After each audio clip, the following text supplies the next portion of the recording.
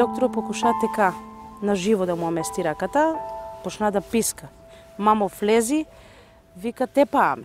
Флегнах, кога флегнах имаше модрица одма и он излази, значи со бел мантил.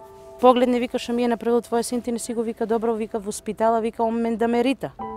Вика, не го работа, вика, това дете. И он зима друга пациентка, ја вноси внетре и ние още чекаме. Хелсиншкиот комитет за човекови права постапува многу често во случаи кои што се однесуваат на нехуман третман кон граѓаните на Република Македонија, како и кон децата, како што е во конкретниот случај.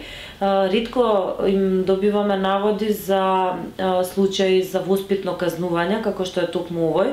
Во меѓународното право тоа се вика corporal punishment и всушност значи физичко казнување на децата поради одреден нивни однос, со цел нели да научат одредена, да речеме, лекција.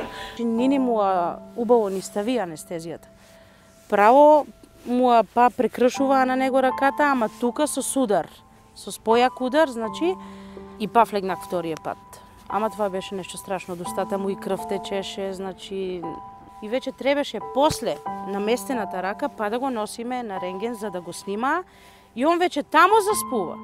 А треба сам да флегне, тамо да го слика. Овој случај е навистина важен за нас, како Хелсиншки комитет, со цел да покажеме дека ова во Република Македонија се случува и покрај тоа што пријавите се многу важни, а секако е важен и за ова дете кое што беше воспитно казнато од страна на докторите во болницата во Штип, да ја добие својата правда, која што во Република Македонија не успеа да ја добие. Полицијата дојде и бевме на распит па можда до 5 савајли во полицијата.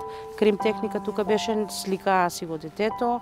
Во нашето вештачење беше утврдено дека детето има хематом, кој што е нанесен од физичка повреда, значи од физичка сила, од страна на докторите, исто така дека има повреди и на лицето, што значи дека детето било удрено. Сепак, ова од страна на обвинителството воопшто не беше земено како доказ. Обвинителството одлучи да им поклони единствено верба на изјавите на докторите.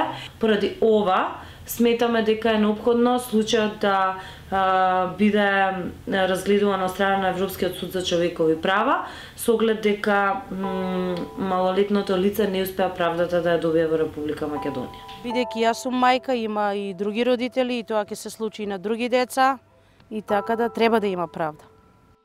И правдата треба да излезе на виделина.